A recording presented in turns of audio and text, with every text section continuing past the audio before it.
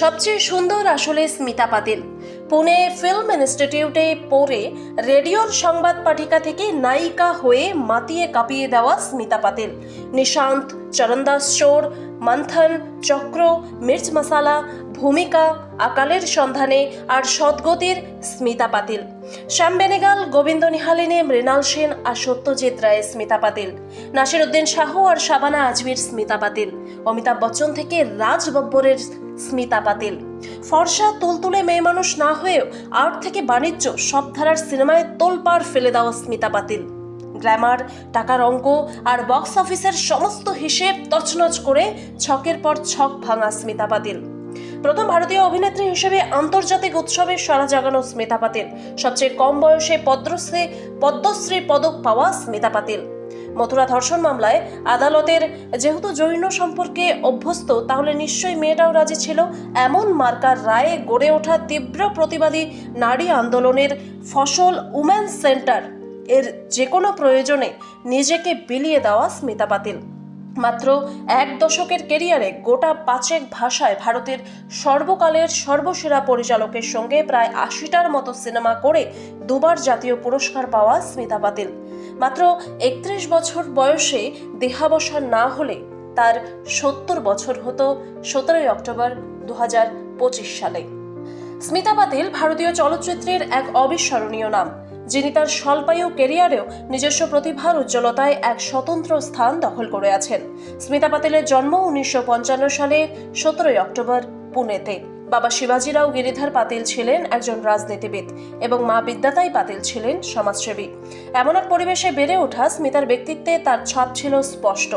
Pune film and television institute থেকে পাশ করার পর তিনি মুম্বাই দূরদর্শনের সংবাদ পাঠিকা হিসেবে কাজ শুরু করেন, যা ছিল তথাকথিত গ্ল্যামার দুনিয়া থেকে বহু দূরে।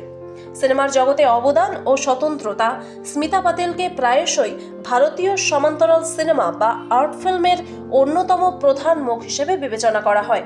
কিন্তু শ্যাম বেনেগাল, গোবিন্দ নিহালিনী, মৃণাল সেন, সত্যজিৎ রায় এবং জি অরবিন্দের মতো সর্বকালের সেরা পরিচালকদের সঙ্গে কাজ করে তিনি ভারতীয় চলচ্চিত্রে এক নতুন ধারা প্রতিষ্ঠা করেন।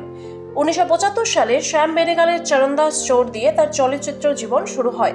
এরপর নিশান্ত, মন্থন, ভূমিকা 1977 সালে প্রথম জাতীয় পুরস্কার প্রাপ্ত সিনেমা, আক্রোশ চক্র 1981 সালে দ্বিতীয় জাতীয় পুরস্কার প্রাপ্ত সিনেমা। এছাড়াও মির্চ মশালা, সদ্গতি সত্যজিৎ রায় যেটাকে পরিচালনা করেছিলেন এবং আকালের সন্ধানে যেটাকে মৃণাল সেন পরিচালনা করেছিলেন। এমন সিনেমাতে তার অভিনয় ভারতীয় সিনেমার ইতিহাসে মাইল ফলক হয়ে আছে। তিনি তথাকথিত ফর্সা তুলতুলে নায়িকার ধারণা ভেঙে দেন। শ্যামবর্ণা এবং শক্তিশালী অভিব্যক্তি সম্পন্ন স্মিতা তার অভিনয় ক্ষমতা দিয়ে সৌন্দর্যের সংজ্ঞা বদলে দেন।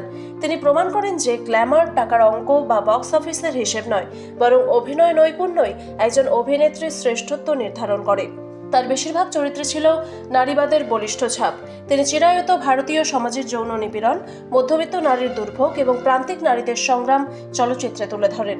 ভূমিকা ছবিতে একজন মারাঠি অভিনেত্রীর জীবন সংগ্রাম, চক্র ছবিতে বস্তির একজন সংগ্রামী নারী, মির্চ মশালাতে সুবেদারের বিরুদ্ধে রুখে দাঁড়ানো সোনবাই অথবা অর্থ এর অন্য নারীর কারণে স্বামীর দ্বারা প্রতারিত এক সংবেদনশীল চরিত্র।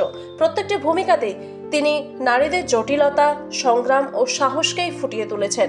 বিশেষত মির্চ মশালা, যেটি তার মৃত্যুর পরে মুক্তি পেয়েছিল, সেই ছবিতে তার না বলার স্পর্ধা যেন পুরুষতান্ত্রিক সমাজের বিরুদ্ধে এক সম্মিলিত প্রতিরোধের প্রতীক। সমান্তরাল সিনেমার নায়িকা হলেও তিনি বাণিজ্যিক হিন্দি সিনেমাতেও সফলভাবে কাজ করেছেন। অমিতাভ বচ্চনের সঙ্গে নমক হালাল বা শক্তির মতো মূলধারার ছবিতে তার উপস্থিতি প্রমাণ করে যে তিনি শিল্পের সঙ্গে বাণিজ্যের ভারসাম্য বজায় রাখতে সক্ষম হয়েছিলেন। তবে এসব ক্ষেত্রেও তিনি নিজস্বতা বজায় রেখেছিলেন। মাত্র এক দশকেরও বেশি সময়ের কেরিয়ারে প্রায় 80টিরও বেশি হিন্দি, মারাঠি, তামিল, তেলেগু এবং মালায়ালাম ভাষার চলচ্চিত্রে অভিনয় করে তিনি দুবার জাতীয় চলচ্চিত্র পুরস্কারে শ্রেষ্ঠ অভিনেত্রী এবং একটি ফিল্মফেয়ার পুরস্কার এবং একাধিক মারাঠি ফিল্মফেয়ার পুরস্কার জয় করেন। এছাড়াও মাত্র 29 বছর বয়সে 1985 সালে তিনি ভারতের চতুর্থ সর্বোচ্চ বেসামরিক সম্মান পদ্মশ্রী উপাধিতে ভূষিত হন, যা তার অসামান্য অবদানের দ্রুত স্বীকৃতি।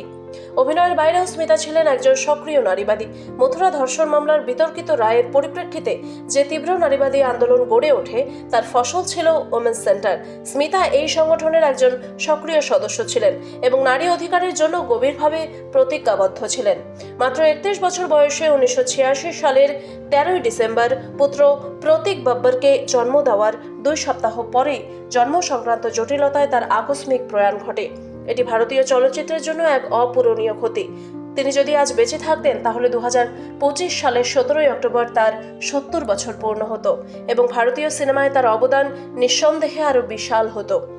স্মিতা পাতিল কেবল একজন অভিনেত্রী ছিলেন না, তিনি ছিলেন একজন শিল্পী, একজন নারীবাদী এবং সেই যুগের একজন প্রগতিশীল নারীত্বের প্রতীক, যিনি তার চোখের জাদু ও সহজাত অভিনয় প্রতিভার মাধ্যমে আজও ভারতীয় সিনেমা প্রেমীদের হৃদয়ে অমর হয়ে রয়েছেন।